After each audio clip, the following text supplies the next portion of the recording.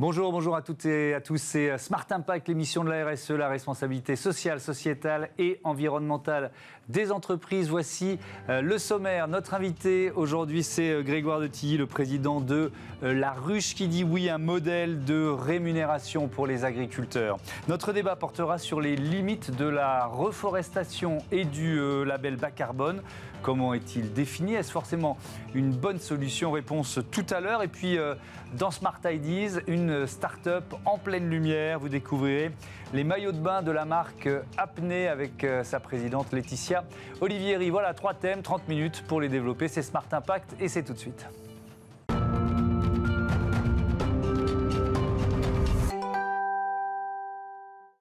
La Ruche qui dit oui, entreprise créée en 2011. On est en visioconférence avec son président Grégoire de Tilly. Bonjour, bienvenue, heureux de vous accueillir.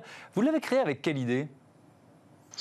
C'était assez simple, c'est-à-dire qu'il y a 10 ans, c'était très précurseur. On s'est dit, il y a quelque chose qui cloche. On a plein de super producteurs en France et on a des consommateurs qui n'ont pas accès à ces producteurs. Et du coup, on s'est dit, comment est-ce qu'on peut mettre en relation ces producteurs et ces consommateurs de façon locale. Et donc, on a eu l'idée de développer un système informatique, une marketplace, une place de marché en français, où les producteurs vont se connecter, vont proposer leurs produits.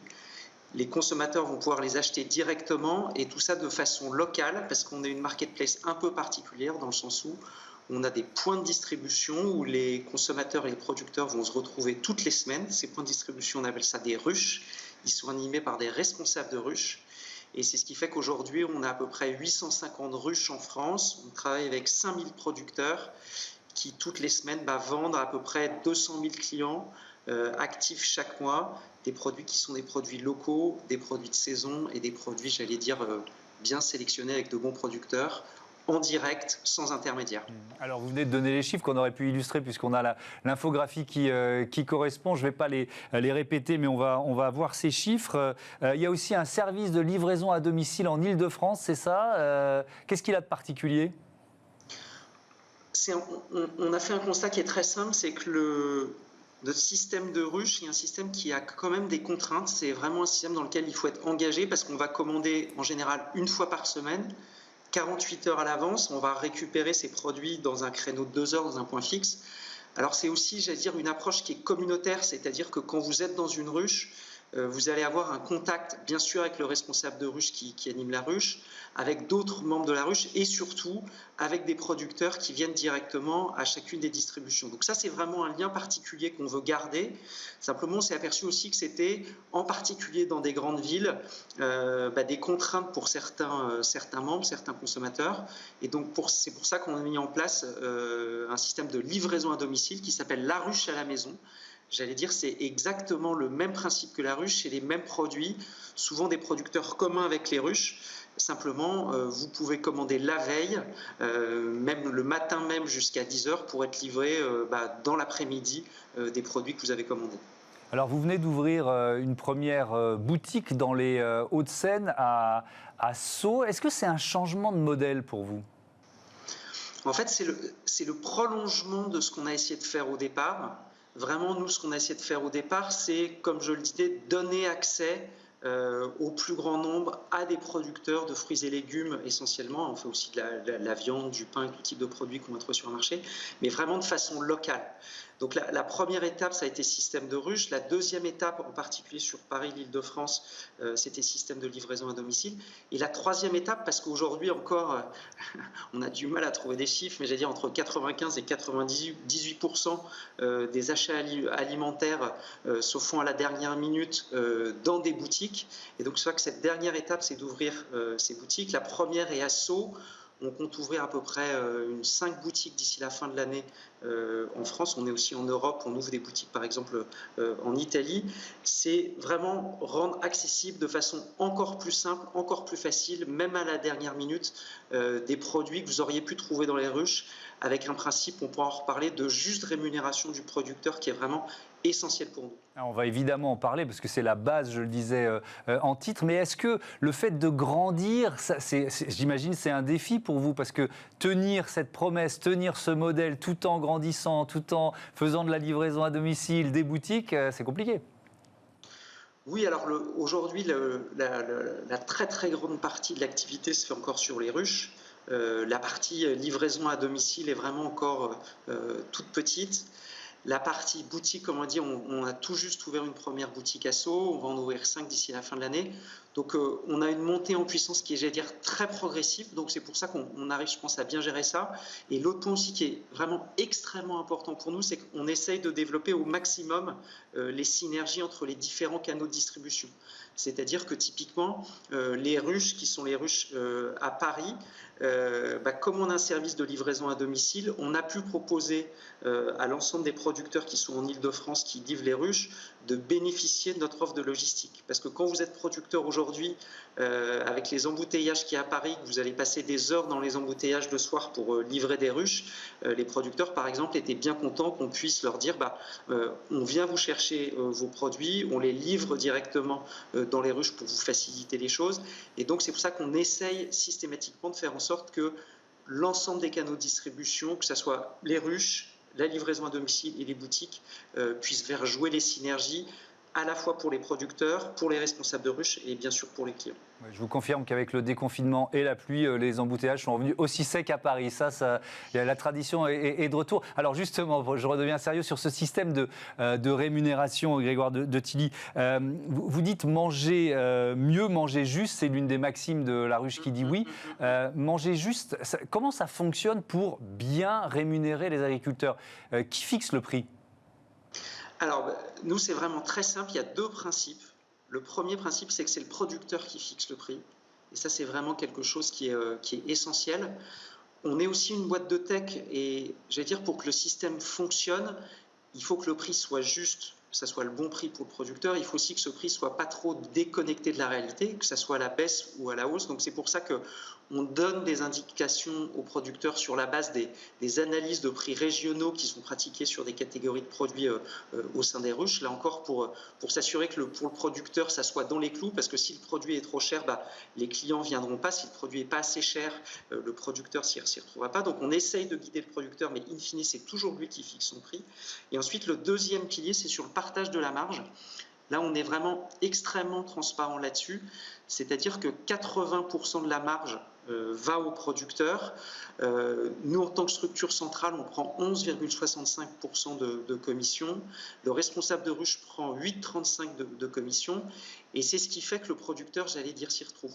Moi, j'ai une très bonne illustration, c'est que l'année dernière, j'allais dire, en plein confinement, certes, on a beaucoup de nos producteurs qui ont perdu les marchés, en particulier de la restauration collective, mais il y avait une demande très très forte en fruits et légumes, en partie de la part de la grande distribution. Donc là, on a l'État qui...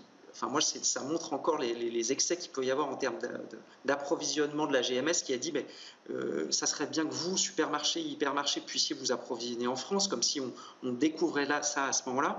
Et à ce moment-là, tous les producteurs nous ont suivis et on continue à livrer les ruches justement parce que c'est un modèle gagnant-gagnant. Et ça, c'est assez factuel, j'allais dire, quand vous récupérez 80% de la marge, alors que dans un supermarché ou hypermarché, vous allez en récupérer 2 fois moins, qu'en plus vous avez un contact avec le client, qu'en plus, j'allais dire, vous pouvez gérer les choses avec plus d'indépendance. C'est pour ça qu'on est un système qui marche et c'est pour ça qu'on a fidélisé, comme je le disais en introduction, à peu près 5000 producteurs en France. Mais est-ce que ça veut dire que pour le consommateur, les produits sont forcément un peu plus chers ? Pas forcément, j'allais dire, nous justement, j'allais dire, on fait des produits qui sont des produits de saison. Donc, j'allais dire, le produit de saison n'est pas forcément un produit qui est plus cher. Et après, j'allais dire, si on fait un panel de prix, on est bien évidemment plutôt un tout petit peu plus dans le haut de la fourchette que dans le bas de la fourchette, mais c'est aussi, ce qui me semble le plus important, le rapport qualité-prix qui est important. C'est-à-dire qu'aujourd'hui, si vous achetez des fruits et légumes à des prix qui sont extrêmement bas, en fait, vous avez la qualité des fruits et légumes que vous achetez, qui sont souvent, d'une part, des fruits et légumes qui sont produits dans des zones très éloignées, avec un impact environnemental, un impact social qui peut être absolument catastrophique. Et après, l'autre point qui est extrêmement important, c'est que il y a un vrai aspect, j'allais dire, nutritionnel sur le fait d'acheter des fruits et légumes de saison qui ont été cueillis la veille, voire le matin même. C'est-à-dire que quand vous faites une analyse biologique des vitamines, des différents nutriments qui sont dans les produits, un produit qui a été cueilli la veille ou le matin même est beaucoup plus riche avec ses nutriments et ses vitamines qu'un produit qui a été cueilli 4-5 jours avant, qui a fait 2000 km en camion et qui a transité dans des entrepôts. Donc là encore, c'est peut-être, j'allais dire, de façon faciale sur le papier, avec des panels un tout petit peu plus cher, mais in fine, vous avez aussi une qualité qui n'est pas uniquement une qualité gustative, qui est vraiment une qualité nutritionnelle qui est beaucoup plus importante. Et ça, je pense que c'est clé. Et après, le point aussi, c'est que en faisant ça, à votre niveau, vous pouvez avoir un impact local. Typiquement, si vous êtes en Île-de-France, que vous dans une autre région, vous pouvez faire en sorte que les producteurs qui sont à côté de chez vous puissent avoir des revenus qui soient des revenus qui rémunèrent justement leur travail et qui fait que ces producteurs vont pouvoir continuer à produire et favoriser l'implantation de nouveaux producteurs. Et ça, je pense que c'est extrêmement important dans le paysage, j'allais dire, local de chacun. Merci beaucoup. Merci Grégoire de Tilly. Bon vent à vos ruches. À la ruche qui dit oui. On passe à notre débat, le label bas carbone, la reforestation. Retrouvez le débat de Smart Impact avec Veolia.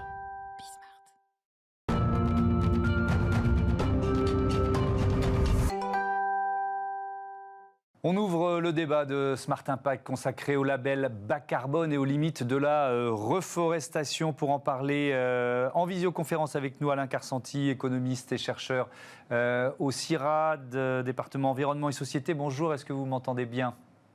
Oui, bonjour, je vous entends parfaitement. La liaison est bonne. Et puis au téléphone, Olivier Picard, qui est directeur du Centre régional de la propriété forestière Occitanie. Bonjour Olivier Picard. Bonjour Thomas Hugues. Bonjour M. Carsanti. Alors, peut-être une définition pour commencer, quand ce label bas carbone qui a été lancé en 2018 par l'État français, il permet quoi, Alain Carsanti ? Ça signifie quoi exactement ?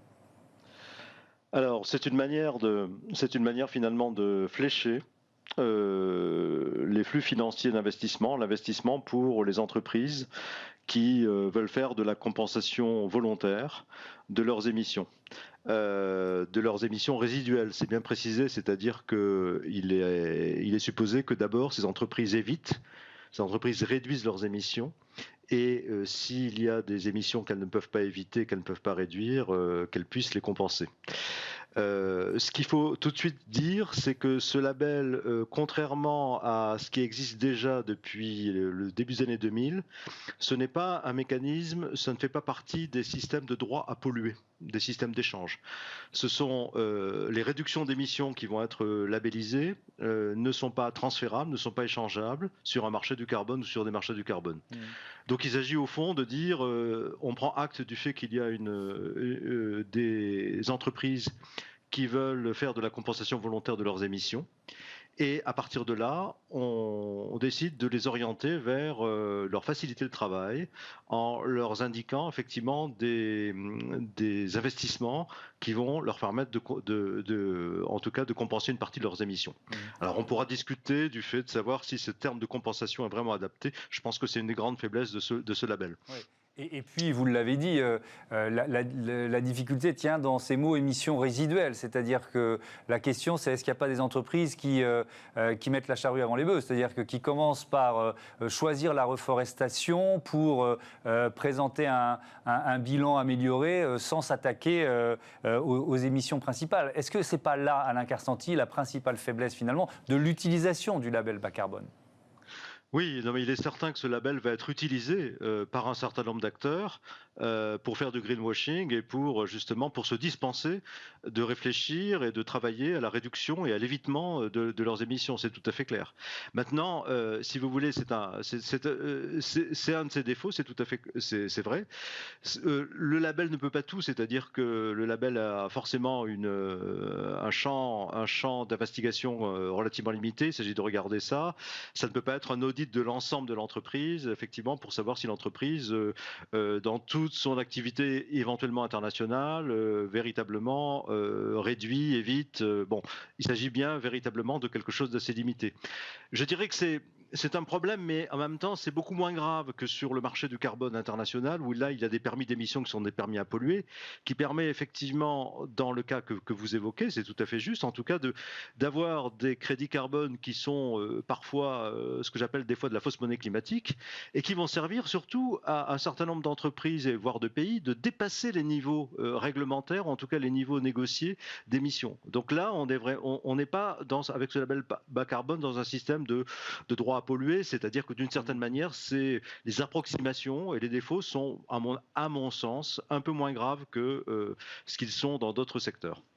Alors, j'ai eu envie d'ouvrir ce débat parce que depuis le début de la saison dans cette émission, dans Smart Impact, il y a de nombreux invités qui mettent en avant justement leur action, leur programme en matière de reforestation. Ça ne veut pas dire qu'il n'y a pas d'autres actions préalables, mais en tout cas, c'est vraiment un discours récurrent. Je me suis dit, mais est-ce qu'il y a suffisamment d'arbres à planter, tout simplement?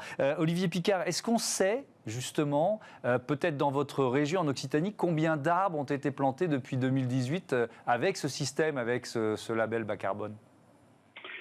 Alors, donc moi je voulais juste, effectivement, je suis en Occitanie, mais j'ai participé à l'élaboration du label bas carbone et notamment la partie forêt, c'est-à-dire les 3 méthodes qui ont été labellisées par le ministère de l'Environnement. Donc moi je voulais juste revenir, si ça vous ennuie pas, sur un point qui vient d'être dit avant. Effectivement, le label bas carbone, c'est pas l'alpha et l'oméga de la politique climatique française ou nationale. Pour moi, ça fait partie d'un nouvel outil utile, notamment dans le cadre de la transition des bonnes pratiques, notamment pour nous en forêt. Pour nous, c'est aussi un outil d'ouverture du système forestier sur le monde de l'entreprise, mais aussi des collectivités, et de montrer l'intérêt et le rôle de la forêt et du bois vis-à-vis du climat. C'est quand même aujourd'hui un puits de carbone, dans la mesure où finalement on ne récolte pas, on ne retire pas de la forêt l'accroissement. Donc on a bien un système plutôt positif aujourd'hui, et le besoin aussi de financer un certain nombre d'actions forestières pour maintenir ce puits forestier, dans la mesure où il peut être aussi soumis à des problèmes climatiques. Voilà, donc je voulais juste, et on reviendra, je pense, après dessus.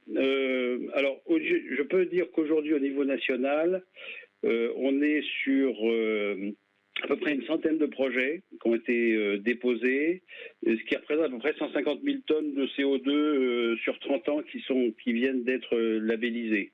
Donc ces centaines de projets, c'est à peu près c'est des projets en moyenne entre 5 et 10 hectares.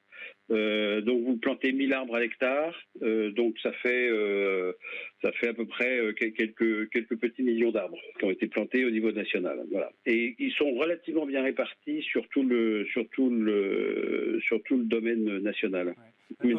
Olivier Picard, est-ce qu'il y a quand même, face à ce mouvement, alors effectivement il est positif, je ne suis pas en train de remettre en cause ça, la question c'est est-ce que ça va trop vite, est-ce qu'il y a des effets pervers, est-ce qu'il faut faire attention à comment on plante et je ne sais pas, par exemple quelles espèces on privilégie, ce sont ces enjeux-là qui sont importants. Aujourd'hui, je pense que le label bas carbone, grâce aux méthodes qui sont labellisées, et ces méthodes-là, alors nous avons été promoteurs des premières méthodes, mais il y a d'autres acteurs forestiers qui sont en train de proposer d'autres méthodes d'évitement de coupe rase, de systèmes irréguliers, voire maintenant, nous, on vient de déposer une nouvelle méthode sur le pin d'Alep adaptée à la forêt méditerranéenne et à la reconstitution après incendie, par exemple. Donc, ce que je veux dire par là, c'est qu'on essaye de se mettre dans un cadre qui permet l'identification des projets par des professionnels de la forêt, qui est instruit par l'État et qui est audité. Donc on a quand même une traçabilité, un système de contrôle qui nous paraît tout à fait intéressant, comparé à d'autres systèmes et d'autres... On voit des start-up qui sortent un peu de partout et qui vous vendent un arbre par-ci, un arbre par-là, et derrière, il n'y a souvent pas de suivi. Or, une forêt, je regrette, mais quand on plante des arbres, ça veut dire qu'il faut des entretiens pendant 5 à 10 ans et d'avoir vraiment derrière un système de gestion, finalement, un gestionnaire professionnel ou un propriétaire forestier qui soit tout à fait aguerri et qui suive de près ces arbres de manière à ce que dans 30 ans, 40 ans ou 100 ans, les arbres soient toujours là. Et en bonne santé. Oui, effectivement. Alain Carsanti, il y a un peu une course. Si on sort du territoire français, certains États ou des compagnies pétrolières, par exemple, qui se livrent à une sorte de course au record, quoi, à celui qui annonce le plus d'arbres plantés. Comment vous réagissez à ça ?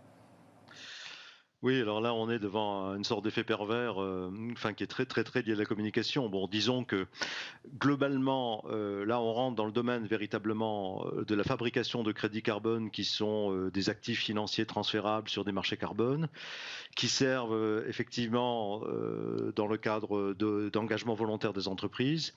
Et qui là, effectivement, souvent masque des contradictions dans la politique des entreprises. C'est-à-dire que, notamment les pétroliers, aujourd'hui, c'est très clair que l'EIA vient de sortir un rapport que tout le monde, certainement, vous avez commenté sur votre antenne, qui effectivement demande qu'on renonce dès aujourd'hui à l'exploration de finalement, de nouveaux gisements d'hydrocarbures.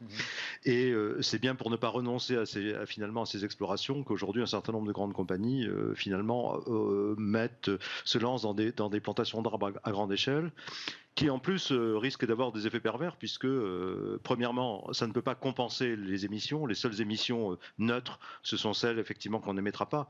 Il y a un problème qu'on n'a peut-être pas le temps d'évoquer, mais qu'on appelle celui de la non-permanence, c'est-à-dire qu'il faudrait que les arbres plantés soient encore là et stockent du carbone pendant plusieurs siècles pour véritablement atteindre qu'on neutralise les émissions.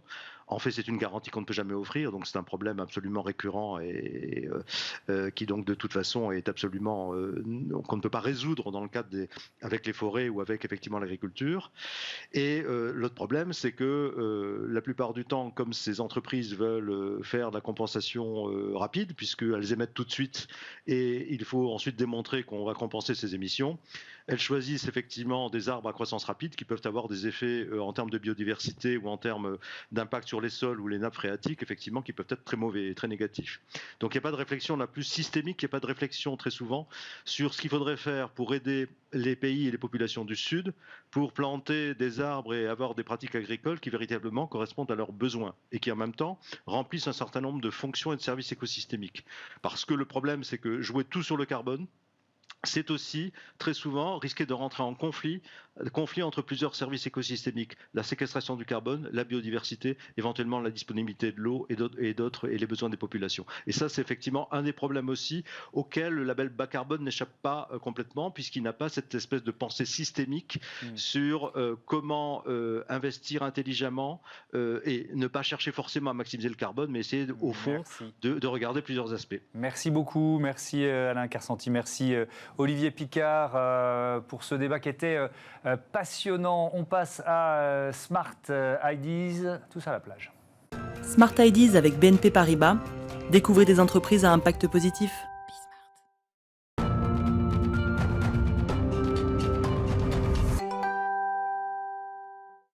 Smart Ideas, une start-up à l'honneur, comme tous les jours, avec la marque Apnée. Bonjour Laetitia Olivieri. Bonjour, enchantée. Bienvenue, vous êtes la présidente d'Apnée. Elle est née quand et avec quelle idée cette marque ? Alors la marque, elle est née en 2017, créée par des passionnés de plongée sous-marine. Avec l'idée, en fait, tout est parti d'un constat, c'est qu'à horizon 2050, il y a des études qui montrent qu'il y aura plus de plastique dans les océans que de poissons. Donc l'idée, c'était de recréer, d'utiliser un déchet pour en faire une ressource. Et c'est de là qu'est née l'idée de créer des maillots de bain 100% recyclés avec des déchets plastiques collectés en mer Méditerranée. alors, vous êtes venu avec pour faire la démonstration. Donc le maillot que vous avez là, on peut le montrer, il est en matériaux 100% recyclés. Ça, c'est un maillot de bain qui est 100% recyclé. Donc c'est quoi ? C'était du plastique au départ ? Voilà, ça équivaut à 10 bouteilles de plastique recyclées. Ok, d'accord. Comment ça marche ? Alors les bouteilles, en fait, elles sont. On travaille avec une entreprise espagnole qui broie les bouteilles de plastique, qui sont transformées en paillettes. Ensuite, c'est chauffé pour faire des granules. Avec ça, ils font des bobines de fil. Et c'est avec ces bobines de fil, en fait, qu'on tisse le tissu du maillot sur lequel on vient imprimer, en fait, nos imprimés. Ouais. Et la bobine, évidemment, elle se balade. C'est quoi les contraintes ? Parce que voilà, il y a une promesse pour le consommateur, il y a un engagement de la part de la marque. Ça suppose quelles contraintes? Les contraintes, alors en fait, le business model, il a été intégré comme ça dès le départ. Donc finalement, c'est pas une contrainte. C'était inenvisageable pour les fondateurs de la marque d'avoir une marque, de se lancer dans une marque de maillot de bain et dans une marque de mode qui soit pas éco-responsable. Donc en fait, la contrainte, elle a été intégrée dès le départ. Donc finalement, c'est pas une contrainte.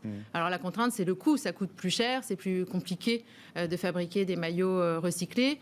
Nous, on travaille qu'avec des usines qui ont des labels Ecotex pour la traçabilité.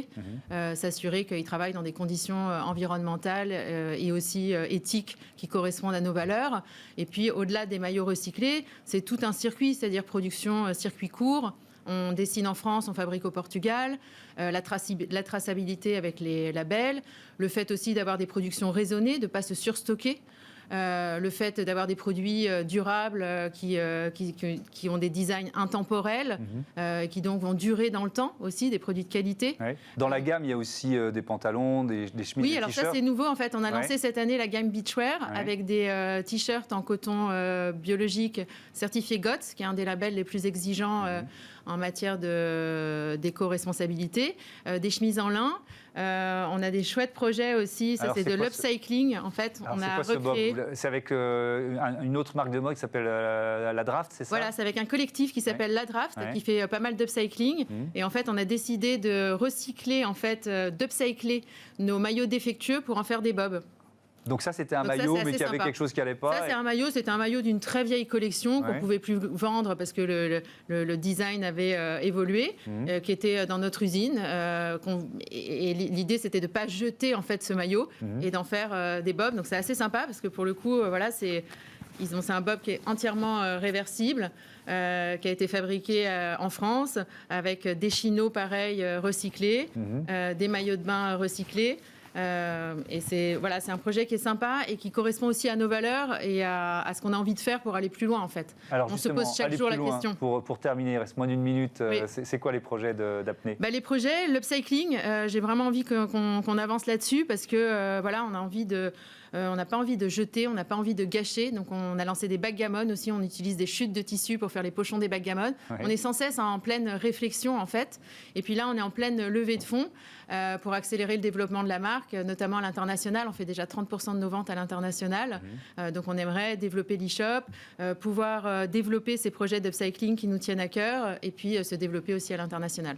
Merci beaucoup, Laetitia Olivieri. Merci et puis, on ne infiniment. peut pas faire une interview ensemble sans parler d'un village qui nous est cher, qui s'appelle Vitzavone. Oui. Qui est en Corse. Voilà, c'était un bonheur de vous avoir sur ce plateau. Merci c'est la infiniment. fin de cette émission. Je vous donne rendez-vous demain 9h midi, 20h30 sur Bismart, la chaîne des audacieuses et les audacieux. Salut.